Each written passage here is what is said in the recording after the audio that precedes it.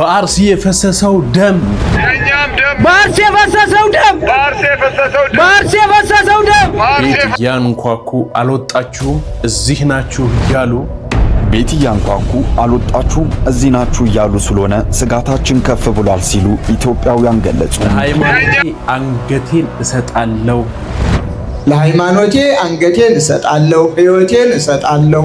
አትተኙ፣ ተደጋገፉ፣ ተረዳዱ። አተኛ፣ ተረዳዳ፣ ተደጋገፍ። በቃ በጋድ የመጣ ነገር ስለሆነ እኛም በጋድ እንናገራለን። ዘር በኢትዮጵያ አለ ብዬ ስለማላምን ኦሮሞ ትግሬ ምናምን ቋንቋ ነው እንጂ ዘር የሚባል ነገር የለም። የኛ አገር ከባቢሎን ታንሳለች እንዴ? ለምን ዝም አለ? የኛ አገር ከባቢሎን ታንሳለች እንዴ? ወደ ለምን ዝም አለ? ለምን ዝም ያለው? ነግሮን ነበር እኮ መጀመሪያም ሾርት ሚሞሪ ላችሁ ብሎን ነበር። 8 እንደ በግ እየተያዘ ይታረዳል እንዴ? እናንተ ሰው እንደ በግ እየተያዘ ይታረዳል? እናንተ ሰው በማንነቱ እንደ በግ ጩፋ ተይዟል። ጩፋ ተይዟል። በጣም ነው እዚህ ጉዳይ ላይ ሐሳብ የምንሰጣችሁ።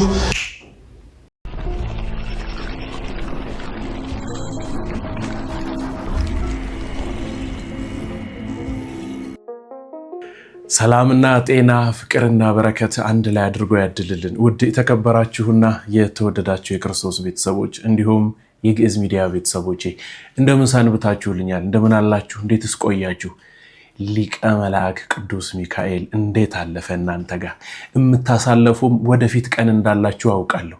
ትላንት ያሳለፋችሁም አላችሁ፣ ዛሬም ያከበራችሁ አላችሁ። ይሄ ማለት በአውሮፓ የምትኖሩ ሰዎች፣ በተለያየ ሀገር በዓለማችን ክፍል ውስጥ ያላችሁ ሰዎች ነገሮች ስለማይመቹ አመቻችታችሁ ለማክበር ጊዜውን አንዴ ወደኋላ አንዴ ወደፊት አድርጋችሁ ሰብሰብ ብላችሁ ለማክበር የተዘጋጃችሁ ሁሉ ስላላችሁ ነው ይሄንን ያልኩት።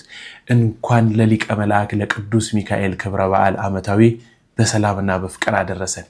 ከእመቤታችን ቀጥሎ ሩህሩህ ይባልለታል አይደለ? ቅዱስ ሚካኤል የልባችሁን መሻት በሙሉ አይቶ በሚራራ ህሊናው በሚራራ ማንነቱ ወደ እግዚአብሔር መልጃችሁን ያድርስ። አሜን በሉ። ከአሜንታ ይቀርላ። እሺ ከአሜንታ ይቀራል ይባላል አይደል? እንግዲህ ዛሬ ወቅታዊ የሆነ ጉዳይና ለአንዳንድ አካባቢዎችና ቦታ ጥሪ አቀርባለሁኝ። እናንተ ጥሪ የሚቀርብላችሁና ይሄንን መልእክት የምትሰሙ በተለይ ደግሞ በአውሮፓ የምትኖሩ ህዝበ ክርስቲያን በሙሉ ኢትዮጵያውያን በጠቅላላ ሙስሊም ክርስቲያኑ ጴንጤ ፕሮቴስታንቱን ሳልል ኢትዮጵያዊ መሆን የመጀመሪያው ነገር ነው። ከዛ በኋላ ግዴታ ግን ኦርቶዶክሳዊው ግዴታ ይሄን ነገር ልታደርጉት ይገባል ብዬ አስባለሁ። አቡነ አብርሃም አንገታቸውን እንደሚሰጡ የተናገሩበትን ቪዲዮ ላሳያችሁ። እኔ ዲያቆን አቤሜሌክ ነኝ። አብረን እንቆያለን። ሰብስክራይብ እያደረጋችሁ የላይክ ምልክቱን እየነካችሁም አብረን እንቆያለን። ለሃይማኖቴ አንገቴን እሰጣለሁ ሕይወቴን እሰጣለሁ። ግን ዛሬ አንገት የሚል ሳይመጣ በልዩ ልዩ ነገሮች ነው ሃይማኖታችንን እየለወጥን ያለ ነው ማለት ይቻላል። የሚየለወጡ ያሉት ከማለት እስቲ እንደው እኛንም ጨምረን እኛ እንበል። ምክንያቱም አሁን ሰውን ማመን ምንድን ነው የሚባለው? አቤት ማናት እችን ይሄን ያለች? ምን አድርጓት ይሆን? ያደረጋት ነገር አለ። እንደው በግ ላምጣልሽ ነው ያላት። ጋዳ ለጦሙ በግ ሲነሳ በግ ላምጣልሽ ምንም ችግር የለም ብሎ እሱ አለ የተባለውን ውሻውን ነበር ይዞ የመጣ። እሷ እንደሆነ ገና በጠረኑ በሩቁ ታውቀዋለች። ስለዚህ እንደ በግ እያመናመነ ታቅፎ ይዞላት ሲመጣ እሷ ወደ ጉድጓዷ ጠጋ ብላ ሰው ማመን ቀብሮ ነው ወዳጄ ደህና ሁን ብላ ወደ ጉድጓዷ ገባች።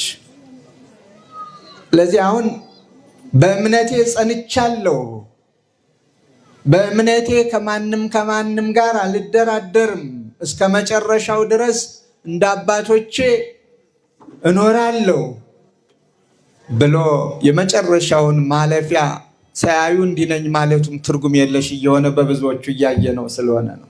ሸብረክ የሚሉበት ጊዜ አለ። የት ይደርሳሉ የምንላቸው ሰዎች በትንንሽ ነገሮች ራሳቸውን ሲክዱ እንሰማለን። እናያለን በትንንሽ ነገሮች። እውነታቸውን ነው። ብፁዕ አቡነ አብርሃም ይህንን ቃል ሲናገሩ እኔ ሰሞኑን ካስተላለፍኳቸው መልእክቶች ጋር በደንብ አድርጎ ሊንክ አድርጎልኛል። ብዙ ሰዎች እንግዲህ የኔን መልእክት ሰምተው ነበረ። በጣም ጥቂት የተባሉ ሰዎች ብቻ ናቸው ደውለውልኝ ሐሳቤን ምን እንደሆነ የሰሙት እንዲሁም ደግሞ የተባበሩኝ ማለት ነው። እና አሁንም ይህ ጥሪ አልቆመም። አሁንም አልቆመም። ነገር ግን እናንተ ያልደወላችሁና ይህንን ሐሳብ ያልተባበራችሁ ሰዎች በሃይማኖቴማ ድርድር አላውቅም፣ በሀገሬማ አልደራደርም ትሉ ይሆናል አይደል? ውስጣችሁ ይኸው እየታያችሁ ነው። ደረታችንን ነፍተን ያለንበት ቦታ ላይ የት እንደሆነ መቼም ይታወቃል። በግልጽ ነው እየኖረን ያለነው። በዚህ ልክ ፊት ለፊት ወጥቶ እየተሟገተ ያለ ሰው ግን በእውነት ያለ አይመስለኝም። እናንተ ባላችሁበት ሆናችሁ ግን በሃይማኖቴና በሀገሬ አልደራደርም ትላላችሁ። ድምጻችሁን አጥፍታችሁ ሚዛን ላይ ስትቀርቡ ነው ቃላችሁ የምትገኙት። እዚህ ጋር እንድታስተውሉትና እጅግ በጣም እንድታሰምሩልኝ የምፈልጋት ትልቅ ነገር አለች። የተከበራችሁ የካናዳ ኦርቶዶክሳውያን ኢትዮጵያዊ የሆናችሁ ሰዎች በሙሉ፣ የተከበራችሁ በካናዳ የምትኖሩ ኢትዮጵያውያን ኦርቶዶክስ ተዋህዶ ቤተክርስቲያን ያሳደገቻችሁ በ40 እና በ80 ቀን የክርስትናን ልጅነት የሥላሴ ልጅነት የሰጠቻችሁ አርሲ ያሉ ክርስቲያኖች፣ ኢትዮጵያ ውስጥ ያሉ ኦርቶዶክሳውያን፣ ሀገራችሁ ኢትዮጵያ ወደ እናንተ ትጣራለች። ይሄንን ልብ ብላችሁ ስሙ። ቅርብ ቀን እንደማንኛውም ቦታ ሌላ ቦታ እንደተደረገው ሁሉ ሰላማዊ ሰልፍ ወጥታችሁ መፈክሮቻችሁን ይዛችሁ ልትጮሁ ይገባል። ይሄ የውዴታ ግዴታችሁ ነው። በእውነት ነው ምላችሁ። ወጥታችሁ ህዝብ ፊት ልትጮሁ ይገባል። በጀርመን ያላችሁ ሰዎች በጠቅላላ ኦርቶዶክሳውያን ወጥታችሁ ስለ አርሲ ደም ዝም አንልም፣ ስለ ቤተ ክርስቲያኒቱ መቃጠል ዝም አንልም፣ ስለ ሀገራችን መዝቀጥ ዝም አንልም፣ ስለ ካህናት መታረድ ዝም አንልም እያላችሁ ሰላማዊ ሰልፍ ወጥታችሁ መላ ዓለሙ እንዲሰማ ልታደርጉ ይገባል። በአሜሪካ ያላችሁ፣ በእንግሊዝ ያላችሁ፣ በኢየሩሳሌም ያላችሁ፣ በተለያየ ቦታ ያላችሁ ትውልደ ኢትዮጵያውያንና ኢትዮጵያውያት ይሄንን ነገር ዛሬ ላስተላልፍ ነው ይሄን ፕሮግራም ሁሉ የሰራሁት። ስለዚህ መጀመሪያ ያስቀመጥኩት በዚያች በካናዳ ያላችሁ ኢትዮጵያውያንና ኦርቶዶክሳውያን ይሄንን ጥሪ ሰምታችሁ በቅርብ ቀን ውስጥ ሰላማዊ ሰልፍ ወጥታችሁ ልታጥለቀልቁት ይገባል። በዚሁ ፕላትፎርም ላይ መጥቼ በእውነት እያጨበጨብኩ ማመሰግናችሁ ቀን ቅርብ ይሆናል ብዬ አስባለሁ። ስለዚህ ይሄንን ስሙልን። ዛሬው ላይ በስዊድን ስቶክሆልም ከተማ በአርሲ የተፈጸመው ግፍና በደል ኦርቶዶክስ ተኮር ጥቃት በማውገዝ ተቃውሞ ሰልፍ አካሄዱ። በስዊድን ያሉ ሰዎች በዚህ ልክ ወጥተው ኢትዮጵያውያን የአርሲውን ጥቃት እንቃወማለን በግልጽ ብለው ማይኮቻቸውን ይዘው ጓደኞቻቸውን ሰብስበው ሰላማዊ ሰልፍ አድርገው በዚህ ልክ ተናግረዋል። በዚህ አካባቢ የሚያልፉ ሌሎች ያልተሰበሰቡ ሰዎችና የሀገሩ ተወላጅ ነዋሪዎች ምንድነው ብለው መጠየቃቸው አይቀርም። በኢትዮጵያ ጄኖሳይድ እየተደረገ ነው። አማራ ጠል የሆነ ቡድን ተነስቶ አማራውን ኦርቶዶክስ ተዋህዶ ቤተክርስቲያንን እያጠፋ ነው እና ለዛ ብለን ነው ሰላማዊ ሰልፍ የወጣ ነው። አያችሁ፣ ይህ ነገር እየገነነ ይሄድና ዓለም ላይ ሲደርስ ሁሉም ጋር ሲሰማው ይሄ ነገር የመርገብ አቅም አለው፣ ይረግባል፣ ያስቆመዋል። ይሄ ነገር ሁሉም ሰው ጋር መድረሱ ለዚህ ነው። በእውነት ለሶስተኛ ጊዜ ነው ይሄን ቃል የምናገረው። በካናዳ ያላችሁ ሰዎች በቅርብ ጊዜ ውስጥ ወጥታችሁ ሀገራችሁን ሃይማኖታችሁን በዚያ ስፍራ ላይ ልትናገሩ ይገባል ብዬ አስባለሁ። በጀርመን ያላችሁ ሰዎች እንዲህ ልታደርጉ ተዘጋጁ። በአሜሪካ ያላችሁ ሰዎች፣ በእስራኤል ያላችሁ፣ በኢየሩሳሌም ውስጥ የምትኖሩ፣ ዱባይ አረብ ሀገር የምትኖሩ ሰዎች፣ አፍሪካ ሀገር ውስጥም ያላችሁ ሰዎች ኢትዮጵያውያን እና ኦርቶዶክሳውያን ይሄን ነገር ልታደርጉ ይገባል። አተኛ፣ ተረዳዳ፣ ተደጋገፍ። በቃ በጋድ የመጣ ነገር ስለሆነ እኛም በጋድ እንናገራለን። አንዱ ከአንዱ ጋር ተጋገዙ፣ ተረዳዱ። ዝም መብላት መጠጣት ይቻ ግሮሰሪ የከፈት ጊዜ እየተበላ ነው። ስለዚህ የሞቱትን እግዚአብሔር አምላክ ነፍሳቸውን ይማርልን፣ ሐዘኑን ያስወግድልን፣ መጨካከኑን ያስወግድልን። አሜን። በቃ ይሄው ጩኸታችን ፍሬ ከሚያፈሩ ካፈሩ ነገሮች ውስጥ አንዱ ይሄ ነው።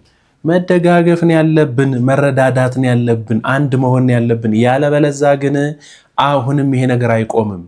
በየጊዜው በየዕለቱ እንደዚህ እንደሚሆን በደንብ በግልጽ አድርጌ ከዚህ በፊት ነግሬያችኋለሁ።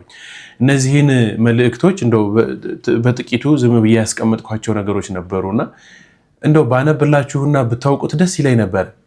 በመርቲ ወረዳ ጥቅምት 13 እስከ 15 ድረስ በአሰቃቂ ሁኔታ የተገደሉ የ33 ንጹሃን ዜጎች አሉ። አስከሬናቸው የተገኘው ማለት ነው። ወደ 33 ሰዎች የሚሆኑ 124 ሰዎች ደግሞ ሙሉ በሙሉ ከቀያቸው ተፈናቅለዋል።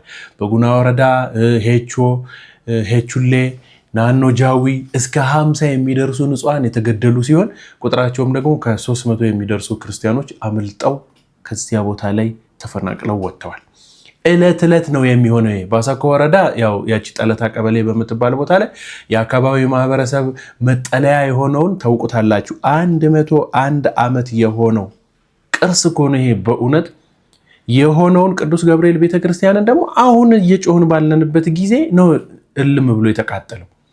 ይሄንን ቃጠሎ፣ ይሄንን እልቂት፣ ይሄንን ጭፍጨፋ እያወራን ባለንበት ሰዓት ውስጥ በዚች ቀናቶች ውስጥ ወደ 8 የሚሆኑ ሰዎች ተገለዋል። ከዛ ውስጥ 2-3 ካህናት ታርደዋል። ቦታቸው ላይ ሄደው በቀን 10 አርደዋቸዋል። ካህኑ ቁርጥርጥ አድርገው በፌስታል ምናምን አድርገው ወደ ቤተክርስቲያን ወስደው ጣሏቸዋል። ይህንን እንግዲህ እለት እለት እየሰማን ይህን ቪዲዮ እየቀረጽኩኝ በሚገርማችሁ ሁኔታ ከዛ የሚላኩ ቴክስቶች አሉ፣ ሜሴጆች አሉ። በእውነት ይገቡልኛል በቴሌግራም ላይ። በቃ ሲዘገንኑ እየሆነ ያለው አሁን እኮ ነው። አሁን ይህን ቪዲዮ እየቀረጽኩላቸው ነው። ላጣራና በሌላ ቪዲዮ ላይ መልሼ እነግራችኋለሁ። ያው ሳላጣራ ሳልጠይቅ ቦታው ላይ 2-3 ሰው ሳላጣራ ወደ እናንተ ስለማላቀርብ ማለት ነውና አሁንም ይሄ ነገር እየቀጠለ ነው፣ ከፍ እያለ ነው። ስለዚህ በያለንበት ሆነን ሁላችንም ካልጮህን በስተቀር በእውነት ነው የምላችሁ ይሄ ነገር ቤት ለቤት ሰፈር ለሰፈራችን መምጣቱ አይቀርም። ስለዚህ እንዲህ ያሉ መምህራኖችን እግዚአብሔር ያብዛልን፣ በድፍረት የሚናገሩ። ይሄ ፖለቲካ አይደለም፣ ሃይማኖት ነው። ይሄ ፖለቲካ አይደለም፣ የሀገር ጉዳይ ነው፣ ህልውና ነው ይሄ። ስለዚህ ጠንከር ብለን ይሄንን ነገር ልንናገር ይገባል፣ በያለንበት ያለን ሰዎች። ግን ምንድን ነው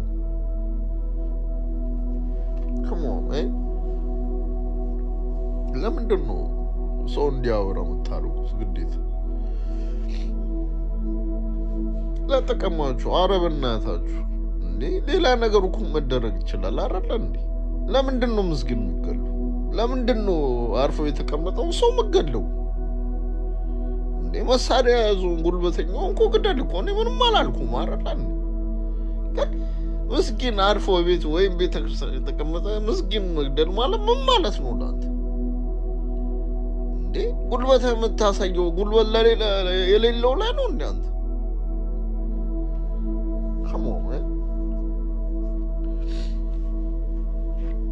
በጣም ያስጠላል። እግዚአብሔርን ያስጠላል።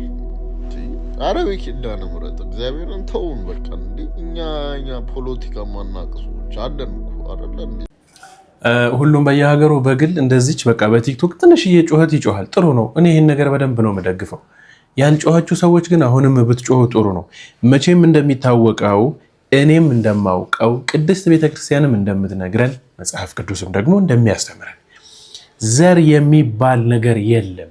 ዘር ተብሎ ከተጠራ የሰው ዘር አንድ፣ የእንስሳ የእከሌ ዘር አንድ፣ የአራዊት ዘር ሊባል ይሆናል። በሰው ዘር ውስጥ ግን ወይ በብሔር ወይ በቋንቋ ወይ በጎጥ ወይ በባህል ወይ በሃይማኖት ዘር ሊኖረው ይችላል ብዬ አላስብም። ብፁዕ አቡነ ጴጥሮስ ይህችን ቆንጆ መልእክት አስተላልፈውልናልና ስሰማት ደስ ብላኛለች። እስኪ አትሰልቹ፣ ይችን እንኳን ስሙ፣ ምን እንደሚሉ አዳምጧቸው። ዘር በኢትዮጵያ አለ ብዬ ስለማላምን ኦሮሞ፣ ትግሬ ምናምን ቋንቋ ነው እንጂ ዘር የሚባል ነገር የለም። የቋንቋ ልዩነት ብቻ ነው ያለው። እኔ ባደኩበት አካባቢ እስላምና ክርስቲያን አማራና እስላም በመባል ነው የሚታወቀው። ከሌ አማራ ነው ከሌ እስላም ነው። የምንለያየው ሁለት ቦታ ላይ ነው። አንድ ድግስ ተደግሶ እርድ ሲታረድ፣ ሁለት አርብና ቅዳሜ ነው። እኛ አርብ እናርሳለን፣ እነሱ አርብ ያርፋሉ፣ ቅዳሜ ያርሳሉ። በዚህ ነው የምንለያየው። ከዚህ ውጭ እዚህ አካባቢ ያለ እስላም እዚህ አካባቢ ያለ ክርስቲያን ተለያይቶ አያውቅም። ይነሳ በስነ ስርዓት ወጣቱ ምን በደንብ ይነሳ ስል አሁንም በጣም ጥንቃቄ አደርጋለሁ ከይቅርታ ጋር። መንግስት ይገልብጥ እያልኩ አይደለም። አትፍሩ መንግስቶች፣ ከእናንተ ስልጣን እኛ ግንኙነት የለንም። እናንተ እንዲያው ሺህ ዓመት ንገሱ፣ ሺህ ዓመት እንገዛለን ብላችሁ እንዲያው 2000 ዓመት የሚሆንላችሁ 10,000 ዓመት የሚሆንላችሁ ግድ የለንም፣ ግን አትግደሉን። ስለዚህ ከእናንተ ስልጣን ጋር በምንም አይነት ግንኙነት የለንም። ነገር ግን ስልጣናችሁን በገደብ ተጠቀሙ። እኔ ትናንት አንድ ነገር አይቼ በጣም ደነገጥኩኝ። ምን የሚል ነው? ከታጋቾች 5 ቢሊዮን ብር በጀት ተገኝቷል። በጀት የተመደበ እኮ ነው በመንግስት ከታጋጆች የተገኘ።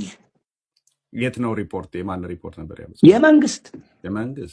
የመንግስት ሪፖርት፣ የመንግስት በጀት የገንዘብ ሚኒስቴር ውስጥ ያሉ የበጀት እና እህት ሲያቀርቡ ከታጋጆች 5 ቢሊዮን ብር ይላል። ስለዚህ በእገታ በጀት የሚያሟላ መንግስት ካለ there is something wrong አላንዱ there is something wrong አለ። ቆጥቤዋለሁ፣ እንትኑን ዩቲዩብን ልክልሃለሁ። እንግዲህ የመጨረሻ ጥያቄ ነው የሚሆን። በአቀረቡት የመፍትሄ ሐሳብ ውስጥ የቀረቡ 4 የመፍትሄ ሐሳቦች አቅርበዋል መደረግ አለባቸው ብለው የሚያስቧቸው። የመጀመሪያው ለምሳሌ ጊዜያዊ ያደራ መንግስት፣ ህገ መንግስትን መቀየር፣ የይቅርታና የእርቅ ኮሚሽን፣ የሽግግርና የፍትህ ኮሚሽን ይላሉ። ያደራ እኔ ነኝ የማሸጋግሯችሁ ሲሉ የሚያውቋቸው ናቸው አሁን ያሉት ጠቅላይ ሚኒስትር። ያንን ከማሰብ አንጻር ህገ መንግስቱ ለህገ መንግስቱ የሚሞቱ አካላት በተሰልፈው ዛሬ ያለው የሀገሪቱ ችግር እዚያ ላይ ያነጽረበት ከመሆኑ አንጻር እስቲ እነዚህን ሲያስቡ ስለሚሆን ነው ጭንቀት ሆነ ነው። እስቲ ይሄዱበት። እስቲ ምንድናቸው እነዚህ? እንዴት አሰቡት? መሆን አለባቸው ነው ጥያቄው። በነገራችን ላይ እሱኛው አንደኛው የተጻፈው በፊተኛው በህወሓቶች በነበሩበት ጊዜ የተጻፈ ነው። አሁን እንደገና ዳብሬው ነው እሱን እና አሁን ይሄ ሽግግር የሚለው ነገር አሻጋሪዎቹ ራሳቸው እነሱም ሰጥመው አገርንም አስጥመው ነው የቀሩት። ስለዚህ የሽግግር መንግስት የሚለው ለኢትዮጵያ ካሁን በኋላ አይሰራም ነው። ምን ይሰራል ይመስለው? በምትኩ የአደራ መንግስት የሚባል መሆን አለበት። ይሄ የአደራ መንግስት የሚባለው ከፖለቲካ ነፃ የሆነ በምሁራን በህዝብ በምን የተወጣጣ ነገር ግን አገርን የሚጠብቀው ጠቅላይ ጦር ሰራዊቱ ሆኖ ይሄኛው ያ ህገ መንግስቱ በዚህም ይጽና ከተባለ ይጽና፣ ዳዝ ማተር ችግር የለውም። ያም ይጥና ደግሞ ይቀርም ከተባለ ህዝብ የተስማማበት ህገ መንግስት ሲጸድቅ እስከዚያ ድረስ የፖለቲካ ድርጅቶች ራሳቸውን አደራጅተው ያ ህገ መንግስት ጸድቆ እነዚያ የፖለቲካ ድርጅቶች አሸንፈው ስልጣን ሲይዙ በዚያ ህገ መንግስት ላይ ስልጣን ይይዛሉ ማለት ነው። ያ ከዚያ በኋላ በየተርሙ እየተቀየረ ይሄዳል ማለት ነው። ሽግግር የሚባለው ነገር ይኸው በቀዳማዊ ኃይለ ሥላሴ ጊዜ የነራስ ተፈሪ ሽግግር ነበር፣ እሱም ራሳቸው ቀጠሉ። ደርግ የራሱ ሽግግር ነበር፣ እሱም ራሱ ቀጠለ። ህወሓት የራሱ ሽግግር ነበር፣ እሱም ራሱ ቀጠለ። እናሻግራቸዋለንም ሽግግር አለ፣ እሱም እንደገና አሁን በመስጠም ላይ ነው። ስለዚህ ሽግግር ካሁን በኋላ ለኢትዮጵያ ይጠቅማል ወይ ነው የኔ ግንዛቤ ነው። እንደኔ አይጠቅምም፣ የሚጠቅም አይደለም። ስለዚህ ከፖለቲካ ነፃ የሆነ ነገር መኖር አለበት ነው መኖር አለበት። ይሄ አሁን ቅድም ባስቀመጠው እንግዲህ ሃይማኖት መሪውም የችግሩ አካል ሆኗል፣ መንግስት የችግሩ አካል ነው። ህዝብ ግራ ገብቶታል። ህዝብ ስለማይሰሳት ህዝብን ተሰስቷል ብዬ ማለት አልችልም። ህዝብ አይሰሳት። ይሄ ግን በተለይ የከበረውን ስልጣን በያዙት አካላት ላይ በሃይማኖትም እንደናንተ ያሉትን በመንግስትም ያሉት በሙሉ እዚህ ውስጥ የደፈቁ ናቸው።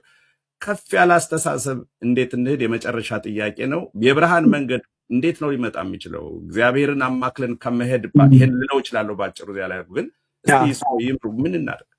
ጥያቄ ጥሩ ነው። መልስ እኔ ቃል ልሰጥህ እችላለሁ፣ ግን መልስ የሚሰጠው ጊዜና እግዚአብሔር ነው የምለው አባባል አለኝ። ጊዜና እግዚአብሔር መልስ ይሰጣል። ለአሁኑ ግን ላንተ የመጀመሪያው ነገር ባለፈውም ተናግሬ ያለው ሁሉም ለችግሩ እውቅና ይስጡ ነው የመጀመሪያው። ለሁሉም ማንኛውም ሁላችንም በቃ ኢትዮጵያ ታማለች፣ በሽታ ላይ ነው ያለነው፣ ህመም አለን። ለህመሙ እውቅና እንስጥ። ህመሙ ምን አይነት ነው? ዲያግኖስ ይደረግ። ዝም ብለን ይሄ ነው የምንለው ነገር አይደለም። እስቲ 1 2 3 4 ብለን እናውጣው። ህገ መንግስት ነው? የብሔር ፖለቲካ ነው? የሃይማኖት ተጽዕኖ ነው ወይስ የአንድ ብሔር ተጽዕኖ ነው? ምንድን ነው? እሱን መለየት ነው። ግን አሁን ትልቁ የኛ ማነቆ የሆነው ፖለቲከኞቻችን ችግር መኖሩን አያምኑም። አሁን እንደው እመነኝ፣ አሁን ዙሪያውን የሚያኮበኩቡት የፖለቲካ ድርጅቶች ስልጣን ቢይዙ ችግር የለም ብለው ነው የሚደመድሙ። ምክንያቱም ችግር ለነሱ ችግር ስልጣን አለመያዝ ነው። ግን እሱ አይደለም። አገሪቱ በኢኮኖሚ በጦርነት በተለያየ በትምህርት በጠቅላላ የሰው ልጅ በሚጠቀመው በማንኛውም መለኪያ ብትለካ ወድቃለች። ይህንን የሚያምን ማህበረሰብ ያስፈልገናል። ይህን የሚያምንና ለዚህ መፍትሄ ይዞ የሚመጣ ሰው ያስፈልገናል። እንዴት እንፍጠር ነው? እኛ ህዝብ እንፍጠር። አሁን በትክክል ሰምታችሁታል ብዬ አስባለሁ። ስለዚህ ይሄንን ህግ እኛ ተከትለን ልንሄድ ይገባል። አባቶቻችን በእውነት ባርካችሁ ከፊት ለፊት እኛን አስቀድሙን፣ ሂዱ፣ አይዟችሁ በሉ፣ ፍቃዳችሁ በእኛ ላይ ይሁን። እንዲሰምር እኮ ነው፣ እንዲያብብ እንዲቆነጅ እኮ ነው ሙሽራ ከቤት ሲወጣ ጉልበት ስሞ የሚወጣው። ጋብቻ ወይም ደግሞ ትዳር ቀራንዮ ነው ይላሉ አንዳንድ አባቶች። ምክንያቱም ብዙ ስትራግሎች አሉት ትዳር ውስጥ። በቃ ፎሽታ እንደው ፏፈሽ ብሎ የሚኖር ይመስለን ሰዎች አለን፣ ያላገባን ውጭ ያለን ሰዎች። ትዳር ውስጥ ግን እጅግ በጣም ብዙ ነገሮች አሉ። ስለዚህ ሲወጡ በሰላም ያስጨርሳችሁ። ቀራንዮ የመጨረሻውን ነገር ታውቁታላችሁ አይደል? ፍጻሜው ምን ያህል እንደሚያምር። ልክ እንደዛ እናንተም አሁን ይሄ ሀገራችንን የማዳን ነው። ጉልበታችሁን ስመን መስቀላችሁን ተሳልመን ባርካችሁ ሸኙን። በእውነት የሚሰማኝ እኔ ልክ እንደዛ ነው። ስለዚህ ብፁዕ አቡነ ጴጥሮስ ባሉበት ሆነው ይቺን ንግግር በጣም ቆንጆ ሆና ስለጋበዘችኝና ወደ እናንተም መድረስ አለበት ብዬ ስላሰብኩ ነው ያመጣሁላችሁ። ነግሮን ነበር እኮ መጀመሪያም ሾርት ሚሞሪ ላችሁ ብሎን ነበር። 8 ዓመት ሙሉ ይገደላል በየቦታው ክርስቲያን። የአጭር ጊዜ ትውስት ይሆንና ከዛ ይረሳል። የአርሲ ኦርቶዶክሳውያን እኔ እንግዲህ በቻልኩት ድምፅ ለሆን ሞክሬያለሁ። ሰሚ ስለሌለ ግን ከዚህ በኋላ ምንም ማለት አልችልም። ፈጣሪ እንግዲህ በመንግስቱ ያስባል። ሌላ ምንም አይባልም።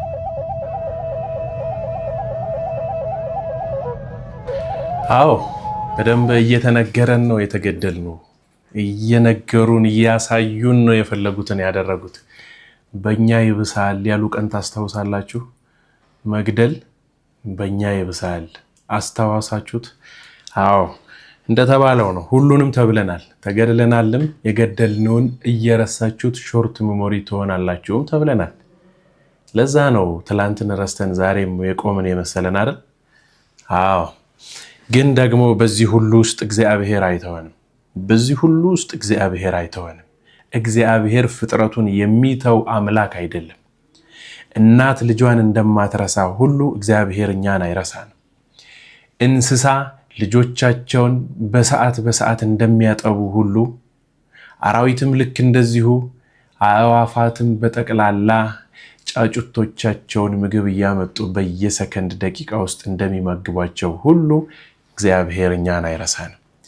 ሊቀ ሊቃውንት ስምዐ ኮነ መልአክ እግዚአብሔር አይረሳንም ስለምንስ ረሳን ትላላችሁ ብለው ይሄንን አስተላልፈውልናል። የኛ ሀገር ከባቢሎን ታንሳለች እንዴ? ወደ ለምን ዝም አለ? ለምንድነው ዝም ያለው? እግዚአብሔር መልአኩ ልኮ የማይጎበኘን እኛ ምን ስለሆነ ነው? በእውነት የኛ ሀገር ከባቢሎን ታንሳለች እንዴ? ወደ ባቢሎን የወረደው መልአክ ወደ ኢትዮጵያ ለምንድን ነው የማይወርደው? ከባቢሎን ይልቅ ታጸይፋለች? ጣዖት ከቆመባት፣ ክፉ አምላክ ከሚመለክባት፣ ባዕድ አምላክ አጋንንት ከነገሱባት ከባቢሎን ይልቅ የተናቀች ናት እንዴ? በቀደመው ዘመን ከረዳቸው ወገኖቹ ከረዳቸው ሰዎቹ መካከል ልንመ ማንችነን ለኛ እግዚአብሔር መላኩን የማይችልበት ምንም ለምንድነው ታወኝ እግዚአብሔር ረሳኝ ብላችሁ ያስባችሁት ክርስቲያኖች ለምንድነው በእግዚአብሔር ተስፋ የቆረጥነው እግዚአብሔር ቤተሰቦች ነግደን ባልተሳካለን ጊዜ ስራ ፈልገን ስራ ባጣን ጊዜ በእውነት የጀመርነው ነገር ሁሉ የዘራነው ነገር ሁሉ አላፈራ ባለ ጊዜ አልበቅል ባለ ጊዜ በቃ እግዚአብሔር ትቶኛል ያልነው ለምንድነው ክርስቲያኖች በእውነት እግዚአብሔር ሰውን ይተዋል እንኳን እግዚአብሔር ወፎቹ ልጆቻቸውን ሲመግቡ አይታችሁ አታውቁም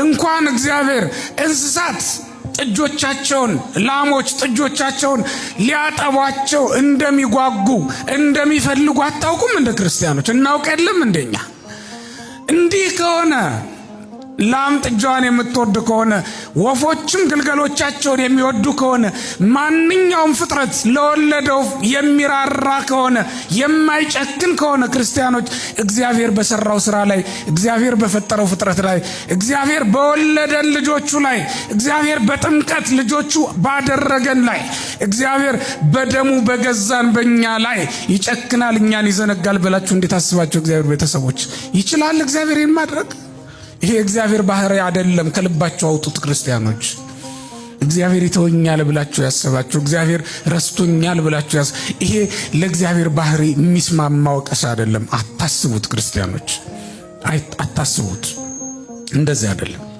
ስትደኙ እግዚአብሔር ያውቃል አያውቅም ባለጸጋ ስትሆኑ እግዚአብሔር ያውቃል አያውቅም እንደው ሲመራችሁ ህይወት ግራ ስትሆንባችሁ እግዚአብሔር አይቷል አላየም ንገሩኝ ሚስቶቻችሁም ሆነ ባሎቻችሁ አሊያም ሌሎች ዘመዶቻችሁ ክፉ ነገር ሲሰሩባችሁ ሲያድሙባችሁ የነበረ ጊዜ እግዚአብሔር ሰምቷል አልሰማም ንገሩኝ ለምን ዝም አለ ለምን ዝም ያለው ከወደዳችሁ ያን ጊዜ ያነዚያን የሚያድሙባችሁን የሚያምጹባችሁን አቤት አፋቸውን ቢዘጋላችሁ ኖሮ ደስ ይላችሁ ነበር አይደል መተት የጣሉባችሁን ሟርት ያሟረቱባችሁን ሰዎች እጃቸውን ቢቆርጥላችሁ እግራቸውን ቢይዝላችሁ ተፈልጉ ነበር አይደል ግን እግዚአብሔር አደረገው አላደረገው እንኳን ቤታችሁን ልብሳችሁን እስኪቀማችሁ ድረስ እስኪገፋችሁ ድረስ ለምንድነው ዝም ያለው እግዚአብሔር በእውነት ይሄ ሁሉ ሲሆንባችሁ እናንተ ለዕጣኑ እናንተ ለመስዋዕቱ የታመናችሁ እናንተ ለመቅደሱ የታመናችሁ እናንተ በዝማሬ የምታገለግሉ እናንተ የምትጸልዩ ሆናችሁ ሳለ እግዚአብሔር ለምን ዝም አለ በእውነት በዚያ ሁሉ የተዋችሁ ዝም ያላችሁ እግዚአብሔር የተሻለ ሌላ ነገር ስላዘጋጀላችሁ እንደሆነ ታምናላችሁ ክርስቲያኖች ስለዚህ እግዚአብሔር ለኛ የተሻለ ነገርን አስቦልን ነው ብለን ማመን አለብን መገመት ማሰብ ሳይሆን ማመን አለብን እግዚአብሔር የተሻለ ነገርን አስቦልን ነው እግዚአብሔር የተሻለ ነገርን ይሰጠናል እግዚአብሔር ነው ብለን እንድንቀበል ነውና እንደው ጩኸታችን ብቻ እንዳይሆን ያዘንን ሰዎች በእግዚአብሔር ያዘንን ሰዎች የመሰለን እግዚአብሔር የበደለን የመሰለን ሰዎች እንኖራለንና እቺን ፖይንት ካለው ነገር ጋር አያይዤ በዚች ሰዓት ላይ ላመጣላችሁ የፈለኩት በቀደም ስጋው ደሙ መቀበል ፈልጋችሁ ንስሐ አባት ማግኘት ፈልጋችሁ ፈርታችሁ ተሳቃችሁ ወይም ደግሞ ንስሐ አባቶቻችሁን ራሱ ይዛችሁ ነገር ግን ያንን ንስሐ አባታችሁን እጅግ በጣም ስለምትፈሩት ንስሐ ያልገባችሁ ሰዎች አላችሁ ወደ እግዚአብሔር ያልቀረባችሁ ሰዎች አላችሁ ይሄው እዚች ጋር ስልክ ቁጥሬ እግዚአብሔር በወደደና በፈቀደልኝ ልክ ረዳችኋለሁ አግዛችኋለሁ በእውነት ይሄ ቃሌ ነው ስለዚህ እግዚአብሔር አይዟችሁ ይላል እግዚአብሔር ከእናንተ ጋር ይሆናል ያ ያፈራችሁበትን ያ በማፈር ምክንያት ዲያብሎስ ጥንት ጠላታችን በውስጣችሁ እድሜያችሁ ገፍቶ የያዛችሁትን ይዛችሁ እንድትሄዱ በቻለው ልክ እየጣረ ያለውን ሰይጣን ድባቅ አስገብተኑ ወደ እግዚአብሔር በብርሃን በሰረገላ እንድትሄዱ ይሆናል ማለት ነው ይሄንን ያደረገ ደግሞ እግዚአብሔር ነው ስለዚህ ባስቀመጥኩላችሁ ስልክ ቁጥር ብትደውሉ ከካህናቶች ጋር አገናኛችኋለሁኝ እንደዚሁም በስጋው ደሙ ዙሪያ ጥሩ የሆነ ትምህርት እንሰጣችኋለሁኝ ምስጢረ ቁርባንን ቀስ ብለን እንማራለን መማር የምትፈልጉ ሰዎች ቀን በቀን መማር የምትፈልጉ ሰዎች እዚች ጋር በተቀመጠች ስልክ ቁጥር እየደወላችሁ በቴሌግራም እና በዋትስአፕ ያቺን ምስጢረ ቁርባንን ብቻ አስተምራችኋለሁኝ መማር ትችላላችሁ ስለዚህ ደውሉም በዋትስአፕ እና በቴሌግራምም አገኙኝ። ዋትስአፕም ቴሌግራምም አለው ይሄ ስልክ ቁጥር ከስጋው ደሙ ጋር በተያያዘና ንስሐ አባት ንስሐ መግባት ጋር ተያይዞ እነዚህን ሶስቱን ነገሮች በደንብ አድርጌ ወደ እናንተ ለማስተማር እሞክራለሁ። ብዙ እንደዚህ አይነት ሰዎች ተቸግረው በቤታቸው የተቀመጡ እንዳሉ ስለተሰማኝ ነው። ትላንትና ጥቂት ነገር ነበር ያስቀመጥኩት ቪዲዮ ላይ፣ ነገር ግን በሌላ ጉዳይ ደውሎ ያልኳቸው ሰዎችን በልጠው ተገኝተዋልና ለካ ሰው መጀመሪያ እሱ ራሱ አልተሰራም። እኛ ራሳችን ለካ መጀመሪያ አልተሰራንም። ያልተሰራን ሰዎች ለሌላ ነገር ምንም ልናደርግ አንችልም። አቡነ አብርሃም ራሴን መስዋዕት አድርጋለሁ ለሃይማኖቴ እንላለን ግን አንሆንም ያሉት ለዚህ ነው። ራሳችን ሳንሰራ ራሳችን ሳንሆን ለሃይማኖቴ ለሀገሬ ብንል ከንቱ ነው ማለት ነው፣ አይሆንም። ስለዚህ በዚች በተቀመጠችላችሁ ስልክ ቁጥር እየደወላችሁ ወደ ንስሐ ህይወት፣ ወደ ንስሐ አባት፣ ወደ ስጋው ደግሞ አብረን እንጓዛለን። እግዚአብሔር ያኔ ሀገራችንንም ይታረቃታል እናምናለን። ደግሞ ሰው እንደ በግ እየተያዘ ይታረዳል። እናንተ ሰው በማንነቱ እንደ በግ እየተቀላ ያለበት ምን ይሆን? እግዚአብሔርስ አንድ አዳምን ፍለጋ ያንን ሁሉ መከራ የከፈለለትን ያን ሁሉ መከራ ከፍሎ ያዳነውን ሕዝብ ለምን ይሆን አሳልፎ የሰጠን? ሰው በረገድ መቀበርን እንኳን አለማግኘት እንዴት ያለ ጭንቅ መሰላችሁ እንዴ! ሰማያትን የሚያንቀጠቅጥ ንጉሥ ይዘን ማንም ተራ መጥቶ መከራ የሚያበላል ለምንድን ነው? ለምን ይሁን ንጉሳችን ዝም ያለው እንዴ? ያለ ሰራዊት የሚዘምት አምላክ ያለን ሰዎች እኮ ነን። ሁሉ ከእጁ ላይ ያለለት ነው እኮ ከእጁ ላይ ሆኖ እዚህ ላይ እኮ ነው። አንድ ሰው ሲታረድ በጦር ሲወጋ ሲገደል እኮ እጁ ላይ እንደዚህ እያየው እንደዚህ ሲያስታውሱ በእጁ መካከል ከዚች ላይ እና ለምን ይሁን 99 በጎች ያሉት 100 በጎች ያሉት አንዱን ሄዶ ይፈልጋል፣ ባገኘውም ጊዜ ደስ ይለዋል፣ ይሸከመዋል ተብሎ ተሸክሞት ስጋውን ለብሶ መጥቶለት፣ አሁን ግን ደም እንደ ጎርፍ እየወረደ እንደ ራሔል ልጆች አፈር በሰው ደም እየተለወሰ በሰው አጥንት እየተፎካ ቅዱስ ስጋው ክቡር ደሙ የፈሰሰበት ቤተክርስቲያን ደሙን የነጠበበት በእሳት እየተበላ እሱስ ለምን ዝም አለ ይሆን? እነዚያ ወንድሞቻችን እኮ ምናልባት ነገ እንሰራለን ብለው ጀምረው የተውት ስራ ነበር። ምናልባትም ነገ እንደፍነዋለን ብለው የተለሙት ትልም ነበር። ምናልባትም በዚህ ዓመት እንጨርሰዋለን ብለው ያቀዱት እቅድ ነበር። ምናልባት ነገ ንስሐ እንገባለን ብለው አቅደው ቀርተው ይሆን? ይህስ አይሆን አምላካችን። እዚያ መካከል የነፍስ አባታቸውን ቀጥረው ሁሉ እኮ የቀሩ ይኖራሉ። እግዚአብሔር የሰላም አምላክ ነው። በቀልም ያውቃል፣ ይበቀላል። የምበቀልበት ቀን ደርሷል ብሎ ይበቀላል። ደሙ ፈሳ አትቀርም። በእነዚያ ክርስቲያኖች ውስጥ የእርሱ ደም አብሮ አለ፣ የእርሱ ስጋ አለ። እንደ እኔ እስከ ዓለም ፍጻሜ ድረስ ከእናንተ ጋር ስጋዬን የበላ ደሜን የጠጣ እኔ ከእርሱ ጋር እኖራለሁ እርሱም ከእኔ ጋር ይኖራል ብሎ እናንተን መግደል መስዋዕት እንደማቅረብ አድርገው የሚወስዱበት ቀን ይመጣል ብሏል። አንዳንድ ጊዜ አንደበቶች እንደዚህ ሲከፈቱ እጅግ በጣም ደስ ይላል። እንዲህ ነው እንጂ ካስተማሩ አይቀር አባቶቻችን ጆሮ ሰጥተውናል ማለት ነው። መለስ ብለውልናል ማለት ነው። በአውደ ምሕረት በድፍረት እንደዚህ መናገር ጀምረውልናል ማለት ነው። እግዚአብሔር በእድሜም በጸጋም ይጠብቅልን፣ በእውነት በጤና ያኖርልን። መናገር ሲጀምሩ ደስ ይለኛል። ጩኸታችን እየተሰማ እንደሆነ ስለሚሰማኝ ደስ ብሎኛል። ብዙ ሰዎች አውደ ምሕረት ላይ ዛሬ የአርሲውን ጉዳይ አንስተው ሲናገሩ ሰምቻለሁ እና ሁላችንም ድምፅ ልንሆናቸው ይገባል። አሁንም በአርሲ በሽርካ በናኖ ጃዊ በተበዛው በአርሲ ውስጥ ባሉ ሀገራቶች ንዑሳን ትንንሽ ከተሞች ውስጥ እስካሁን ድረስ እልቂቱ አልቆመም። እለት እለት እየተከናወነ ነው። ስለዚህ አሁንም ጩኸታችንን ማቆም የለብንም ለማለት እወዳለሁኝ። ይህቺ በአርሲ ዙሪያ እንግዲህ በዚህ ቪዲዮ ላይ ማለት ነው የመጨረሻዬ ነው። እንግዲህ በቅዱስ ገብርኤል በነገሰ ጊዜ ቅዱስ ሚካኤልም ደግሞ እንዲሁ በከበረ ዕለት ፕሮቴስታንት ሰዎች በጣም ፓስተሮች በጣም በቃ ይቃወጡታል። እንግዲህ መልአኩ ወርዶ ከሰማይ ረቦ ወርዶ ህዝቡን ሀገሩን ሙሉ ይባርካል። ድብልቅልቅ ቅውጥ ነው የሚለው በቃ ደስ የሚል ነው አይደለ? መቼም ቅዱስ ገብርኤል ሲከብር እናውቃለን። ደግሞ እየመጣልን ነው አሁን ደግሞ አይደል?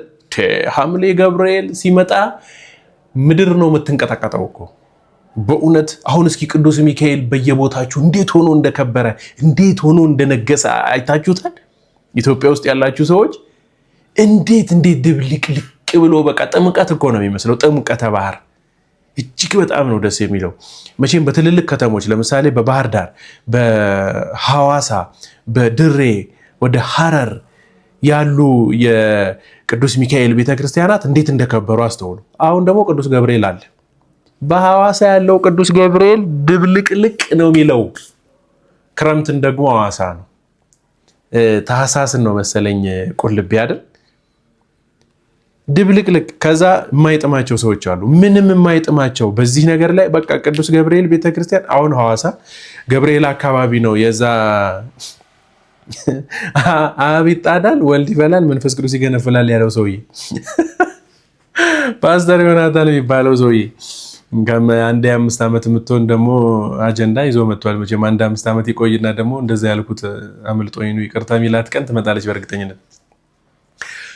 እዛው ወደ ቅዱስ ገብርኤል ቤተክርስቲያን አካባቢ ነው። ግፋ ቢል 1 ኪሎ ሜትር ቢለያዩ ነው እንትናቸው የእሱ ቸርች እና የቅዱስ ገብርኤል ቤተክርስቲያን እና ያየዋል። እሱ ይሄ ምንድነው ወጣቶች ምን ማሰልጠኛ ነው ምናምን የሆነ ወጣቶች አይደል ምንድነው የወጣቶች ምንድነው ወጣቶች ምናምን ብቻ የሆነ አይደል የሚያስተምረው እንዳለ ድብልቅ ወጥተው ማለት ነው። በቃ ሁሉም አስፋልቱ ላይ ምናምን ሲወጡ በቃ የሆነ ሰዎች ውርውር የሚሉ ነው የሚመስለው። የሆነ ሰው ወይ ከለቅሶ የተመለሰ ወይ ምናምን ያክል ሰው ማለት ነው። ሐዋሳ ገብርኤል ሲነግስ በአራቱም አቅጣጫ አንዳንድ 2 ኪሎ ሜትር መንገድ ይዘጋል። መጀመሪያ የዕለት 2 መሰላችሁ ገና በዋዜማው ያንቀጠቀጣቸዋል ነው መላችሁ። ሀገር ይቀይራሉ። በእውነት ነው መላችሁ። ቸርቾቻቸው የዛን ቀን አይከፈቱ።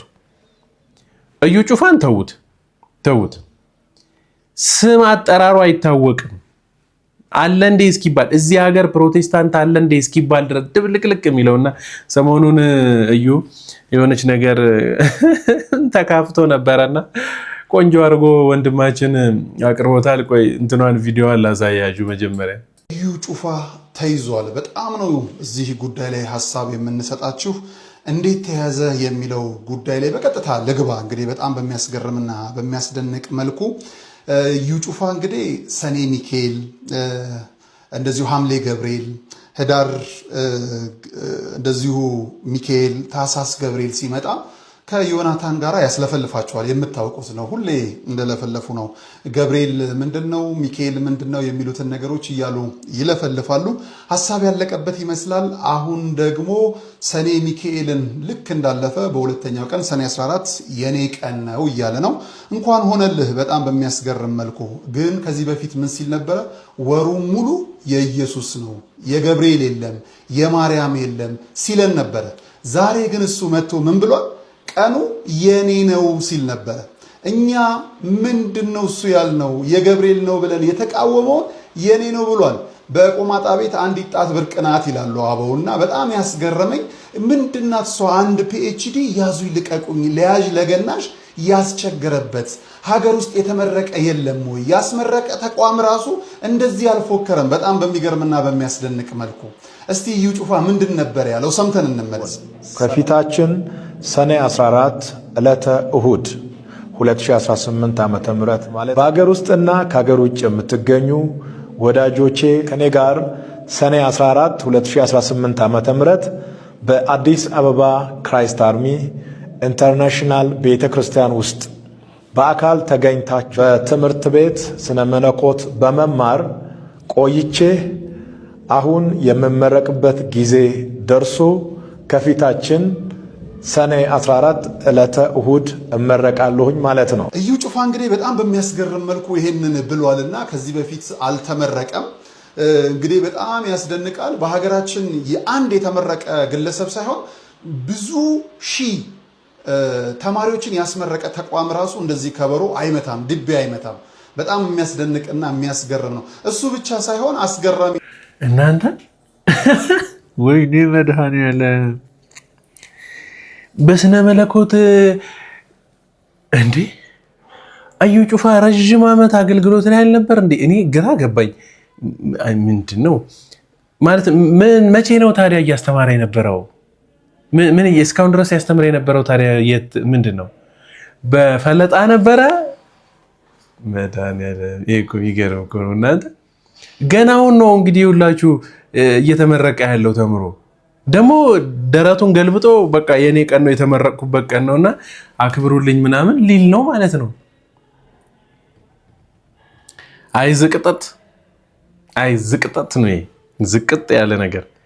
አሁን የምትከተሉት ሰዎች የነበራችሁ ሰዎች እስከዛሬ ድረስ የተማርኩት ውሸት ነው ምናምን ቢላችሁ ምን ልትሉ ነው? በእውነት በጣም የሚገርመው እኔ ይህንን ነው የታየኝ ማለት ልክ እንደዚህ ሊል እንደሚችል ደግሞ በስነ መለኮት ተምሮ አሁን ሊመረቅ ነው።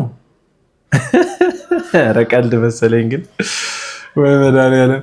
ኤኒዌይ እንግዲህ ለሊቀ መላእክት ለቅዱስ ሚካኤል ክብረ በዓል በሰላምና በፍቅር ያደረሰን አምላክ የአባቶቻችን ጌታ እግዚአብሔር እንዲሁም ደግሞ ለቅዱስ ገብርኤል ክብረ በዓል እቅፍ ድግፍ አድርጎ ሁላችንን ያድርሰን እላለሁኝ። እንግዲህ የተከበራችሁና የተወደዳችሁ የክርስቶስ ቤተሰቦች እንዲሁም የዚህ ግዕዝ ሚዲያ ቤተሰቦቼ በዋናነት ይህንን ቪዲዮ የምትመለከቱ በጠቅላላ በየሀገሩ ያላችሁ በአውሮፓ በአረብ ሀገርም ሆነ በሁሉም በአውስትራሊያ በምንም ሀገር ከኢትዮጵያ ውጭ ያላችሁ ሰዎች ስለ አርሲ ዝም አንልም ስትሉ መፈክሮቻችሁን ይዛችሁ በፊት ለፊታችሁ በሚገኙ ቀናቶች ውስጥ ሁላችሁም ወጥታችሁ እንድትጮሁ ስል በትህትና ጠይቃለሁ። የበለጠውን የመጀመሪያውን እድል የሰጠሁት ደግሞ በካናዳ ያላችሁ ሰዎች ናችሁ። ስለዚህ ወጥታችሁ እልል ብላችሁ ጮኻችሁ በአርሲ የደረሰውን ነገር በመፈክር በጽሁፍ ይዛችሁ በደንብ አድርጋችሁ ልትቃወሙ በአርሲ የሆነውን ነገር እንቃወማለን፣ ቤተክርስቲያናችን መቃጠል ያብቃ፣ ካህናት መታረዳቸው ይቁም ብላችሁ ህፃናት መደፈር፣ ሴቶች መደፈራቸውን፣ ህፃናት መገደላቸው ይቁም ብላችሁ በሁሉም ዘንድ እንድታደርሱ ጥሬን ያስተላለፍኩበት ቪዲዮ ነው። ስለዚህ አዘገጃጅቼ ያቀረብኩላችሁ ቪዲዮዎች ይህንን ይመስሉ ነበረ። በሌላ መርሃ ግብር ተገናኝተን ዳግም እስከምንማማር ድረስ ቸሩ እግዚአብሔር አምላካችን ሀገራችንን ኢትዮጵያ ሃይማኖታችን ኦርቶዶክስ ተዋሕዶ ቤተክርስቲያንን እቅፍ ድግፍ አድርጎ ይጠብቅልን።